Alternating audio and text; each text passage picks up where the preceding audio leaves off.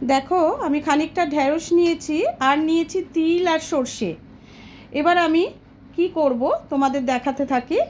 দেখো আমি কড়াই নিয়েছি, কড়াইতে একটু তেল দিয়ে দিয়েছি। সুরূপার রন্ধনশালায় আজকে তোমাদের একটা খুব ছোট্ট নিবেদন করছি, সেটা হচ্ছে ঢেঁড়সের রসা। বেশ খানিকটা তেল দিয়ে তেলটাকে একটু গরম হতে দেব। তেলটা যতক্ষণ না গরম হচ্ছে আমি ফোড়নটা দিতে পারছি না। তা এবার তেলটা দেখো একটু ধোঁয়া ওঠা শুরু করেছে। এবার আমি এর মধ্যে খানিকটা কালো জিরে দিয়ে দেব।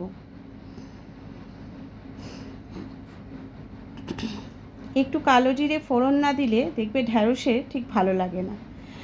ঢ্যাঁড়সে একটু কালো জিরে ফোড়ন দিলাম, কালো জিরেটা বেশ ফটফট করে ফেটে উঠুক, একটা সুন্দর গন্ধ বেরোবে ভাজা ভাজা, তারপর তার মধ্যে ছেড়ে দেবো ঢ্যাঁড়সগুলো। এইবার কালো জিরে আর ঢ্যাঁড়সগুলোকে তেলের সাথে ভালো করে নেড়ে চেড়ে একটু ভেজে নিতে হবে।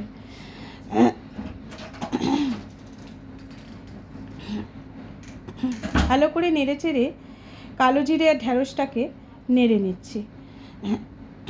বেশি ভাজবো না, তবে হালকা ভাজা করব। আর আমি যে সর্ষে আর তিলটা তোমাদের দেখিয়েছিলাম ওইটা খুব ভালো করে পেস্ট করে আমি রেখে দিয়েছি। আর এবারে আমি এর মধ্যে একটু দিয়ে দেবো হলুদ, পরিমাণ মতো হলুদ, মানে তোমরা যতটা ঢ্যাঁড়স নেবে সেই পরিমাণে হলুদ দেবে। আমার ঢ্যাঁড়সের পরিমাণটা অনেকটা বেশি, তাই আমি এখানে 1 চামচে আর একটু হলুদ দিয়েছি। আর কাশ্মীরি লঙ্কা এটাও একটু দেব। মশলা বলতে তো এই, আর নুন মিষ্টি, সেটাও যদি একটু ঠিক মতো না হয় খাবারের স্বাদটা হবে কিসে। তা চলো, হলুদ লঙ্কার গুঁড়ো দিয়ে দিলাম। এবার দেব একটু নুন, পরিমাণ মতো নুন দিলাম। নুন আর মিষ্টি তো খাবারের স্বাদটাকে ধরে রাখে, নুন দিয়ে দিলাম, তবে চিনিটা এক্ষুনি দেব না। এবার ভালো করে একসাথে সব নাড়াচাড়া করব। ভালো করে পুরোটাকে মিশিয়ে হলুদ লঙ্কা দিয়ে মিশিয়ে নিয়ে তারপরে আমি ওই বাটাটা এর মধ্যে ঢেলে দেব। দেখো এটাকে বেশ ভালো করে নাড়াচাড়া করে নিচ্ছি। এবার নাড়াচাড়া করে নেওয়ার পর কিন্তু ওটা ঢেলে দিলে রান্নার পুরো কাজটাই প্রায় শেষ। এবার হতে দিতে হবে। মশলাগুলো দিয়ে একটু ভাজা ভাজা করা হয়ে গেছে। এইবারে হচ্ছে সর্ষে আর তিল বাটা যেটা আমি করে রেখেছিলাম সেইটাকে ঢেলে দেওয়ার পালা। এইবার ওই বাটাটাকে পুরোটা দিয়ে দিলাম। আমি একেবারে জল দিয়ে বেশি করে গুলে রেখেছিলাম, যাতে ওটাতে তো জল দিতেই হবে, ওটা মিশিয়ে জলটা দিলে কি বলো তো একেবারে ধুয়ে পরিষ্কার করে দেওয়া হয়ে গেল।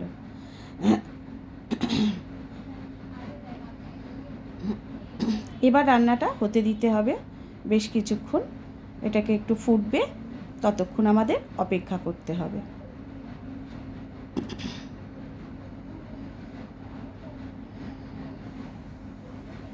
এই ঢ্যাঁড়সের রসা দেখবে অনেকেই পোস্ত দিয়ে করো, সর্ষে পোস্ত বাটা দিয়ে। আমি তিল বাটাটা দিই, তিলটা শরীরের জন্য ভীষণ ভালো বলে, তাই জন্য এখন তিলটা খাই। আর পোস্তর যা দাম, সব সময় পোস্ত খেয়ে ওটা হয় না।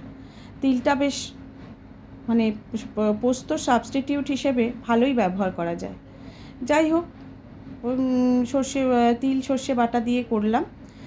আর এতে দেখো এবার চিনিটা আমি দিয়ে দিলাম। আমি প্রায় 2 চামচ আর একটু সামান্য দিলাম। তোমরা তোমাদের পরিমাণ মতো চিনি দেবে, যারা চিনি খাও না তারা স্কিপ করে যাবে।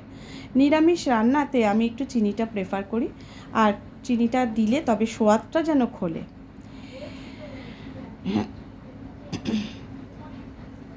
এবার এটাকে ভালো করে ফুটতে দিতে হবে, ঢ্যাঁড়সটা সেদ্ধ হবে। 2টো কাঁচা লঙ্কাকে ফাটিয়ে দিয়ে দিলাম, কেন কাশ্মীরি লঙ্কায় তো ঝাল হয় না।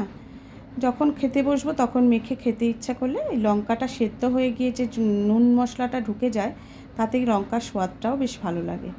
দেখো জলটা শুকিয়ে গেছে, ঢ্যাঁড়সটা আমার বেশ মাখা মাখা হয়ে গেছে। হ্যাঁ, এদিকে রান্না করতে করতে ওদিকেও আমি রান্না চাপিয়ে দিয়েছিলাম, কেন অনেক বেলা হয়ে গেছিলো, প্রায় 3টে। তাই জন্য ওইদিকেও একটু রান্নাটা করছিলাম। তা কিছু মনে করো না, দুদিকে রান্না না বসালে আমাকেও তাড়াতাড়ি বাচ্চাগুলোকে খেতে দিতে হয়, তো একটু তাড়াহুড়ো করতে হয়। যাই হোক, এখানে ঢ্যাঁড়সটা হয়ে এসছে। আর একটু শুকনো করে আমি নামাবো।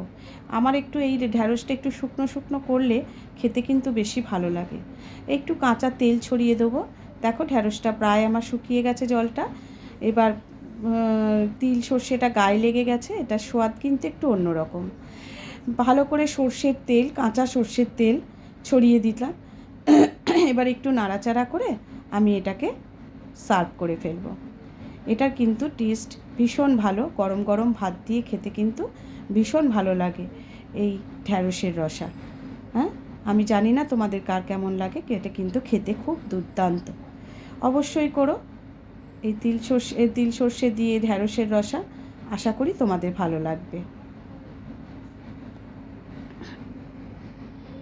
দেখো হয়ে গেছে আমার তিল সর্ষে বাটা দিয়ে ঢ্যাঁড়সের রসা।